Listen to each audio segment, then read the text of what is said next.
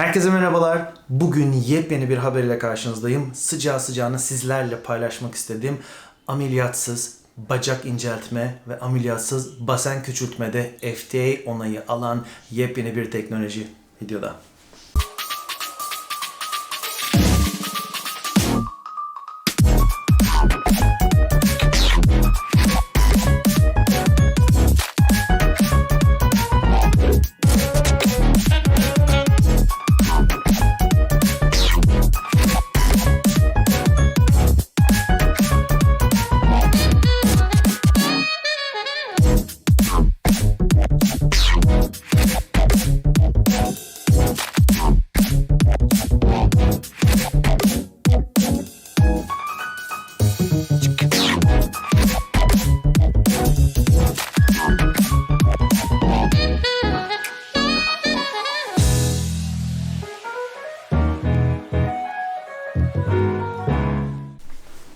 Evet, M-Sculpt Neo, M-Sculpt cihazının yeni olan versiyonu. İçerisinde radyo frekans barındıran bir teknoloji. Hem radyo frekans hem HIFEM barındırıyor.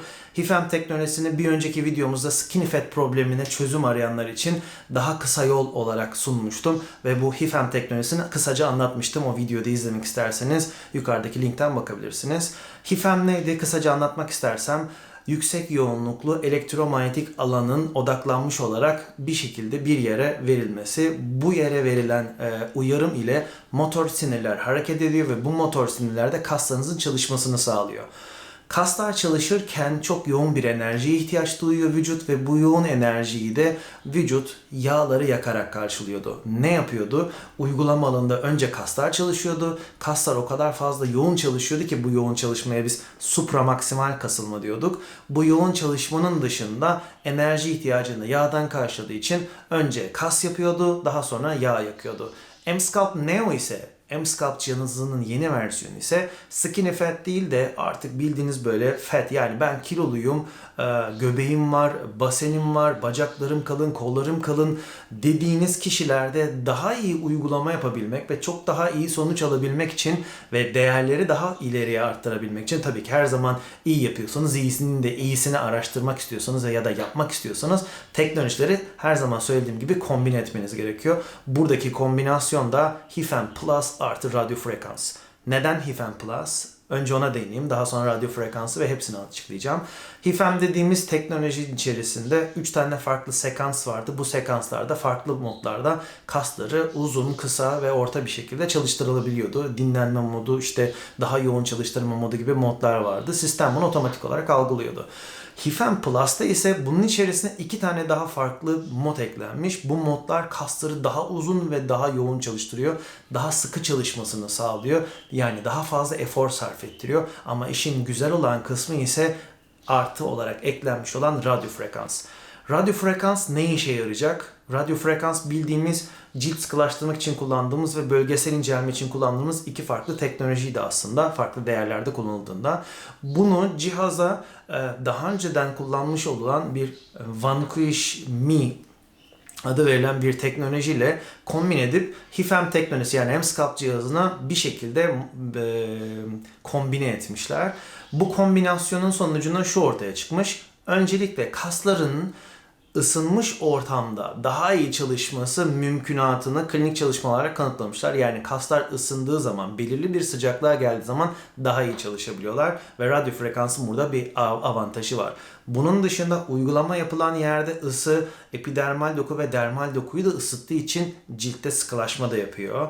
En güzeli de bu radyo frekans yüksek enerji değerlerinde olduğu için uygulama alanında yağ da yakıyor.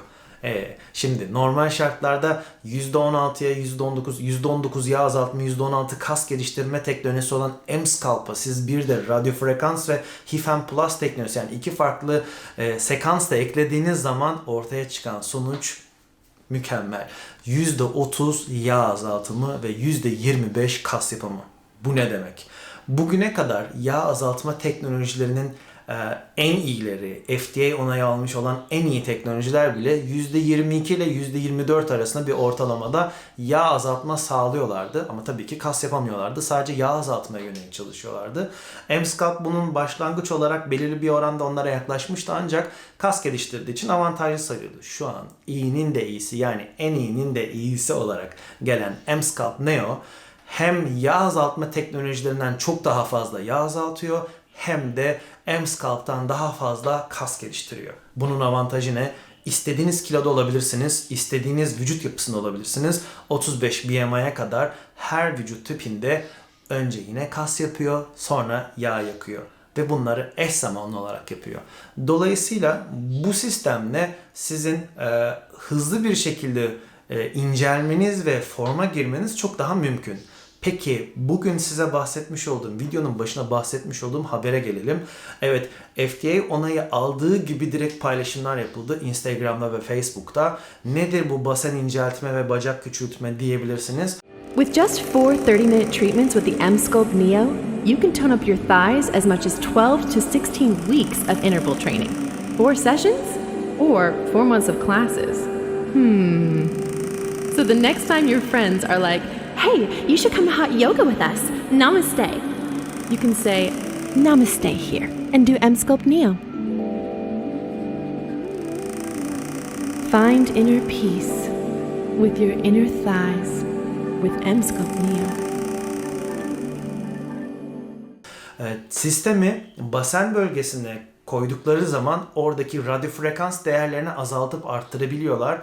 HIFEM'de değişiklik yapılabiliyor. Yani kas çalıştırma oranlarında değişiklik yapılabiliyor. İki kombinasyonlar için farklı bir protokol oluşturmuşlar ve bu protokol ile siz basen de küçültebiliyorsunuz, bacak da inceltebiliyorsunuz ve bacak inceltirken aynı anda oradaki kasları da geliştiriyorsunuz.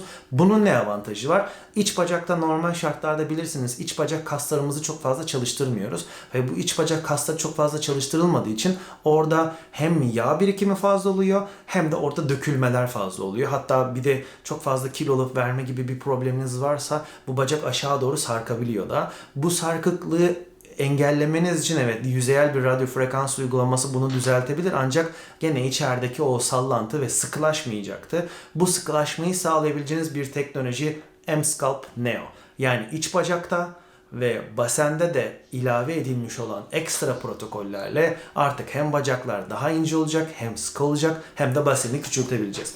Bunun dışında aynı başlık tabii ki popoya da uygulanabiliyor. Ameliyatsız popo dikleştirmede şu ana kadar memnuniyet oranı en yüksek uygulama Emsculpt ve Emsculpt Neo'da bulunuyor. Bunları realself.com'daki hastaların ya da danışanların yorumları da olarak da bakabilirsiniz. Zaten yaklaşık 3 yıldır da Emsculpt ve Emsculpt Neo'da aynı şekilde RealSelf ve diğer kuruluşların, diğer böyle kişilerin önerilerini sundukları, kendi deneyimlerini anlattıkları sitelerde en fazla deneyim bildirimi yapılan ve en yüksek memnuniyet oranı olan sistemler.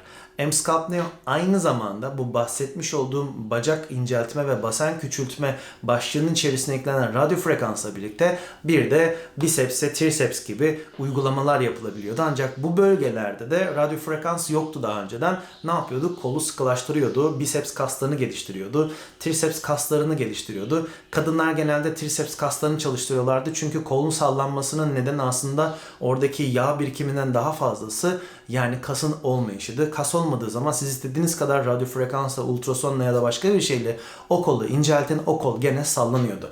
Bu kol sallanmasını engelleyebildiğiniz teknolojideki kas yapma işlemine bir de radyo frekans eklenince bu sefer kollar daha da inceleyecek ve daha da hızlı bir şekilde sıkılaşacak. İç bacak ve basen, bunlar çok önemli problemler. Çünkü bu problemlere çözüm üretebilen vakumlu sistemler zaten bunlar için çok fazla uygun değil.